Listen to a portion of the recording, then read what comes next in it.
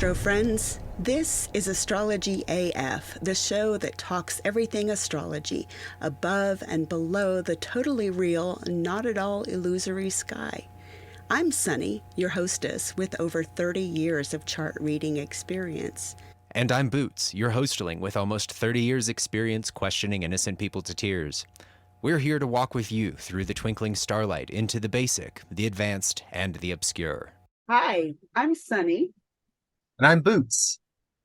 And this is Astrology AF. Welcome in to our little spot on the internet to chat about astrology and talk about things that fascinate us about astrology. Today we are going to be getting a little bit into retrogrades. What are they? Why am I so scared every time I hear the term retrograde?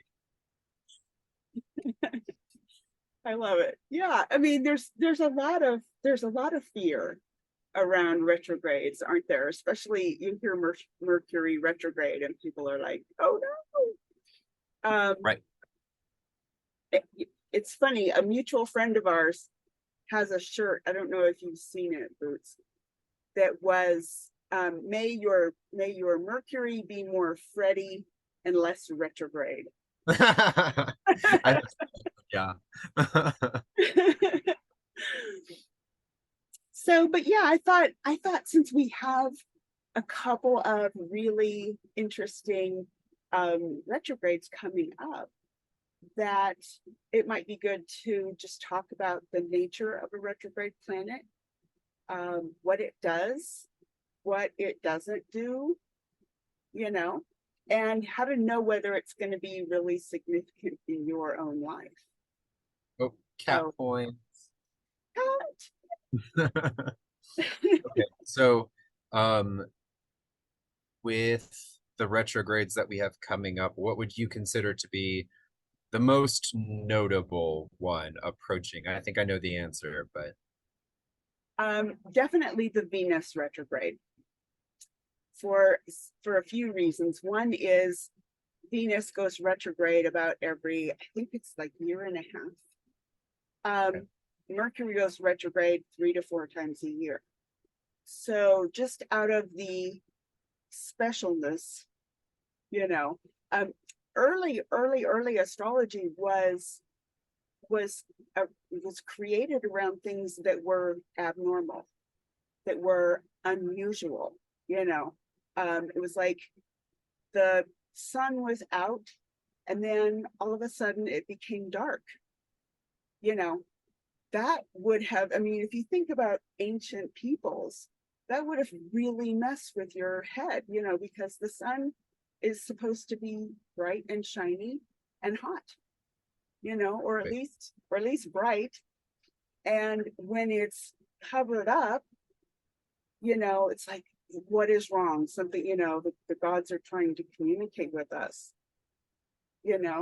and so Right. it was that stuff that they paid attention to, not the more normal movements, but the really unique, strange, weird, why is this happening kind of stuff. Okay, right. Like the with both the sun going dark and then sometimes these like I know that blood moons was kind of a big deal for a lot of cultures and still is to this day, Yeah. as an omen of usually not good things. I don't think most people got excited when they had the thing that they had named the blood moon. No, it wasn't exciting, but it was momentous. Okay. So, so that's early astrology is all about the momentous stuff. Not the, oh, yep, there it is again today. Yeah, right. So between the two, and we should talk about which two retrogrades we're referring to. We have a Venus retrograde coming up in the sign of Leo. And then we also have a little farther out, but not that far, a Mercury retrograde coming up. And as I said, Mercury goes retrograde 3 or 4 times a year. That's because of astronomy. Okay. when we're looking out, the tropical, all of the astrology is Earth centric.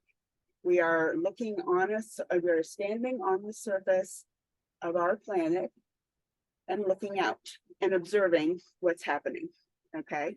And so retrogrades are the apparent backward motion of a planet. Now, we all had astronomy or have learned a little something about astronomy.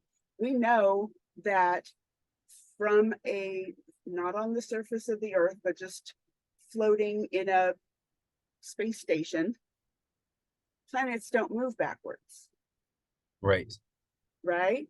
So, so, you know, that's actually one of the things that people go, well, you know, see, believing in astrology means you believe that you don't even understand science. And of course we understand science. Astrology is described from the surface of this planet. And from that, as planets orbit the sun, they appear sometimes to go backward, right? Because Right. of who we are and because of where they are. Right. Because we don't stop moving either. Right. And so sometimes while they're, you know, Venus is coming out clear like this, or not Venus, but like say a really slow moving planet like Uranus, we're sitting here bebopping around like this, and Venus is moving that slow. And so when we come around this way, it looks like Venus is moving slower. And then as we like get further away from it to back here, it's sitting seemingly perfectly still. And then you keep on going this way, and sometimes it seems like it speeds up, and sometimes it seems like it slows down. And that's also another consideration that you make in astrology, is the speed of the planet in question.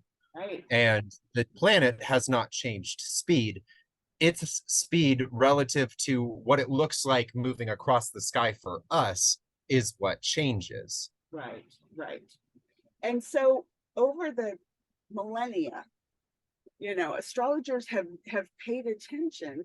I always say that, you know, astrologers back then, people they only had the sky to look at night. They didn't have the Kardashians, you know.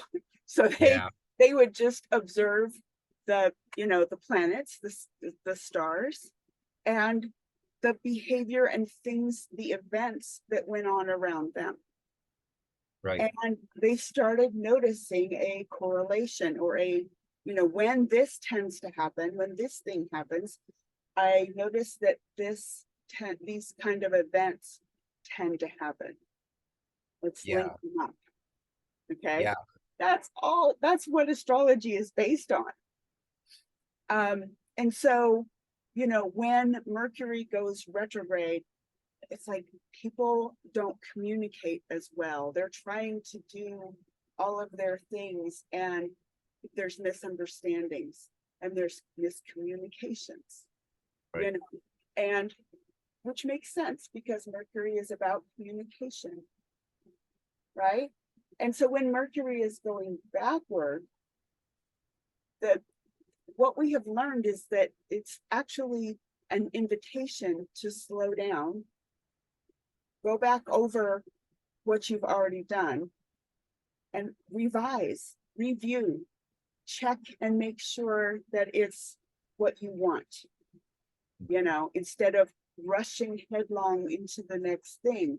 Because it's when we rush headlong into the next thing that we tend to go, you know, there's errors, there's mistakes, there's things that we could have caught, that we should have caught, but we did not. Yeah. And this is the source of, I think, a lot of the existential fear around, oh my God, there's a retrograde planet. Because our culture is very much about rushing headlong.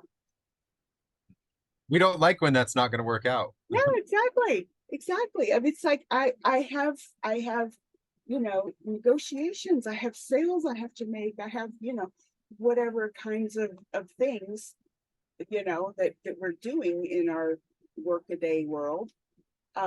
Or I have travel plans, you know, I need for my travel to go smoothly. Mercury is also about travel. So, so, it's things like that. And when things don't work, don't flow smoothly, and we are having, struggles and difficulties, and maybe even, financial implications. I mean, like, getting in a car crash or something, right? I mean, it can look like some pretty icky stuff, but I think it's a lot of it is because we're not listening to what Mercury retrograde is asking us to do. Slow down, revise. Okay. Yeah, just go back and double check your work before you turn it in, type of stuff. Yep. Make sure that your travel arrangements are for the date and the time and the place that you intend to depart from.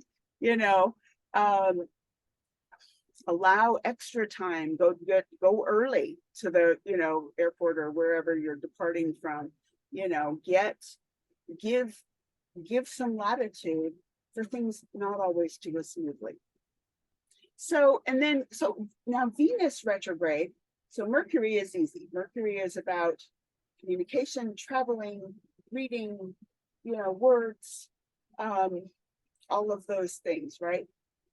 Venus is about our relationships, or not just relationships, but our giving and taking of love, of nurture, of care, of sweetness. At the same time, Venus is also the opposite of all those things. So, like, Venus is unwritten rules. Yeah. Right? Like, oh, I would never dress like that. Yeah. Venus is what you find pleasant, and by opposition, it is also what you find unpleasant. Okay. Okay. Yeah. It's both of those. We tend to talk just about the good stuff, all the, the sweetness and light, and, and sugar. Literally, sugar is ruled by Venus. Oh, no way. I didn't know that. Yeah. Yeah. So Venus retrograde is not a good time to buy stock in sugar cane. It may not be. I mean, it's, and so it's, it's our relationship with all of those kinds of things, what we find pleasant, what we find unpleasant, the unwritten rules, as opposed to, so Jupiter is the law.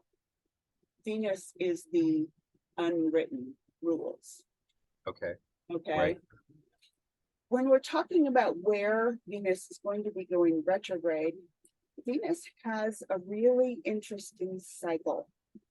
It's like over 8 years, it goes retrograde 5 times, and it actually forms a 5-pointed star.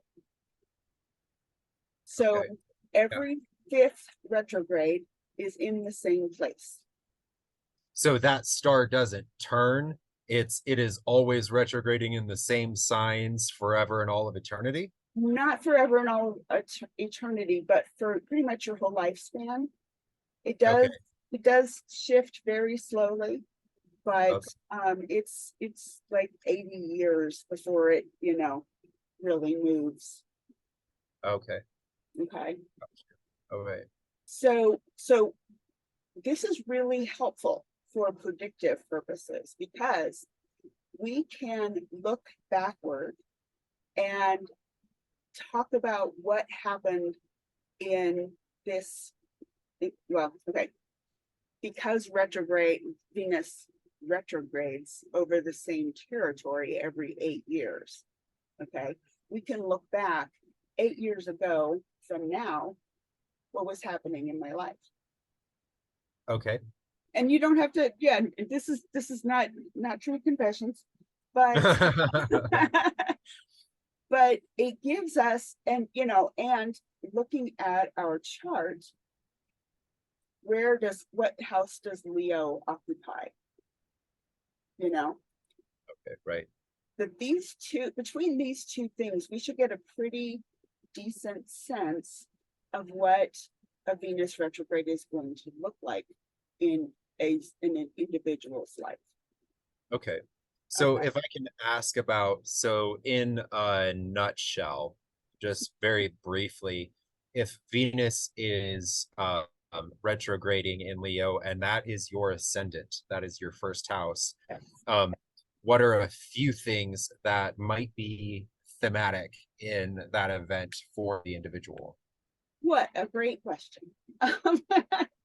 So having a Venus retrograde be in your first house is going to bring up topics of yourself, your body, your mind, your identity.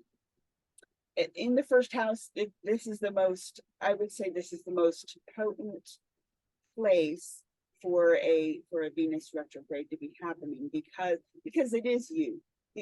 All the other 12, 11, 12 minus 1, all the other 11 houses are about something other than you. Your Okay. money, your partners, your children, but the first house is you. Okay. So this could be, sometimes people will, when they have a Venus retrograde in their ascendant, they will like make a major change of their look. Get a really different haircut, not just a trim, but totally different style change. Maybe the color of their hair. Maybe they buy a whole different wardrobe. They just have this urge to just change, or things around their appearance. Okay. This would especially be true, I think, for Leo, because Leo is also about appearance in Yeah. So yeah. And a lot of astrologers will say, man, don't make any, if you want to make a tiny change, see what you think about it, evaluate, and wait until the end of the retrograde, because you may wind up that you don't actually like what you did. Okay. You're just in the throes of a Venus retrograde and decided that it was a good idea. Right. Not that mullets don't look good on everybody. I am not saying that the internet, but they don't look good on everybody either. There are some certain qualifications you need to get away with that socially. And Libra Venus in particular is all about, the social niceties. Again, those rules, Yeah. unwritten rules. Right. Yes. Yeah. A Venus retrograde is also classically, and this is kind of for everybody, not just first house Leo people, but Yeah. it can be a classic. It's a booty call. It's a relationship coming back from the dead, Yeah. and like, hey, I was just thinking about you. You wanna get something to eat? That's funny because I actually, as Venus slows down to station before it gets into retrograde, and stationing is when it looks like it's sitting still, and then before it actually retrogrades. But as it moves into that this week, I actually did have almost that exact thing happening. It certainly wasn't a booty call, but it was somebody from my past who had a very close relationship with, who called me back up and was like, hey, how you doing? I've been thinking of you and all that kind of stuff. And I was just like, Venus retrograde indeed. Yes, yeah, and I maybe misspoke. I was trying to be edgy. It's not necessarily a booty call, but it's very definitely that's a subset. Here's hoping. Yeah. So another I guess still on the topic of the Venus retrograde, I am a person with Venus very strongly in my chart, and it's actually my chart ruler, which just means it's the one with the most activity going on in my nativity chart. Yeah. And so, as for people who maybe have that, or even if it's not their chart ruler, people who just have like a lot going on with Venus in their chart, is there the potential that it will affect those individuals, us individuals, more so than somebody who has Venus and in a day chart and where it doesn't have that much power, and Right. it's on the side of the sun where it doesn't have that much power, and it's in the 12th house where it doesn't have that much, all that kind of stuff. Absolutely, yeah. So that is one way that we can know, okay, so batten down your hatches, Venus retrograde is coming. It's your chart ruler. It's very prominent in your chart, okay? Or it's here's a new term, kids, the perfected house lord. Ooh. Yeah, right? Yeah. Okay, so let's talk about that. What does that I mean? can't just throw that out there and not elaborate. Okay, so what that means is that if you look at any natal chart, okay, or any chart at all, you've got 12 houses, okay?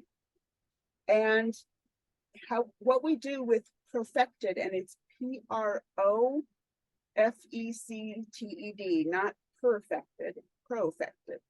Okay. When we're looking for the profected house, perfected sign lord, we go, the first house is the first year of life. Okay. That is the profected house. It is the house that is in charge.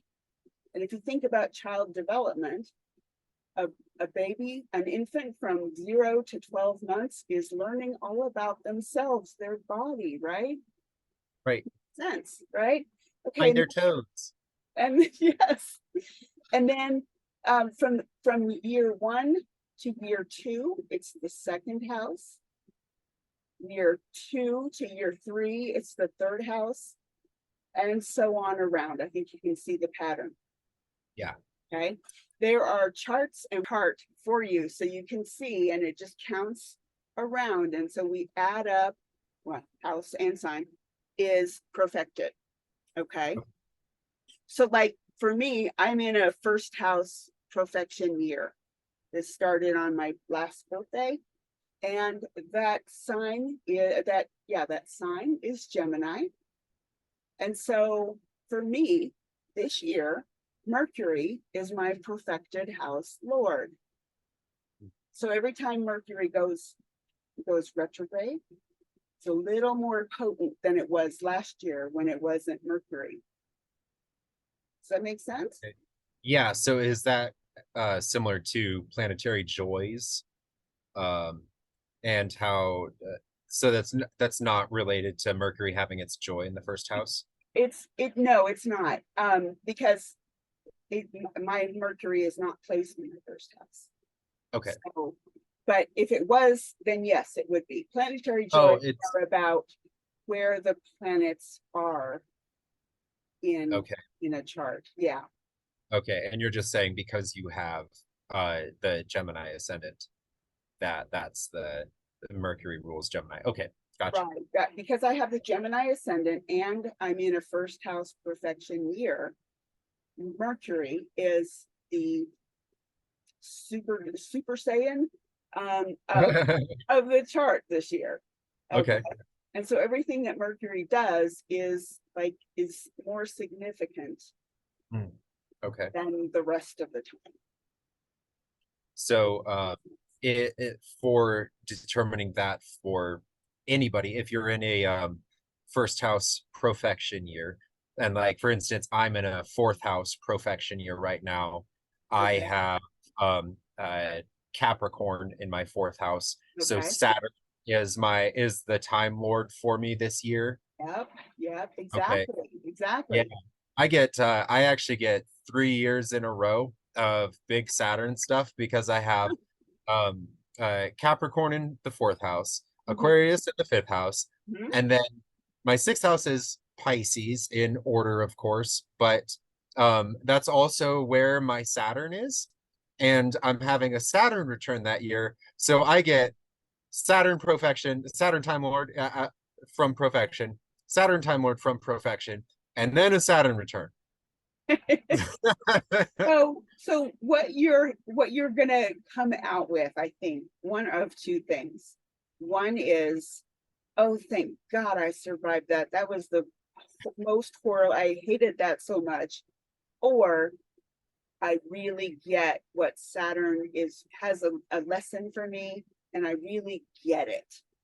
And I know what that is, and I know what I'm supposed to be doing. Either Yeah. or. It might be a little bit selfish, but there are, with every year, there are lots of people going through a Saturn return. And there are, everybody my age, roughly, is going through a Saturn return right now. So that might be a Saturn return in Pisces specifically might be a topic to cover at a later date. Love that. Yeah, love that. Okay.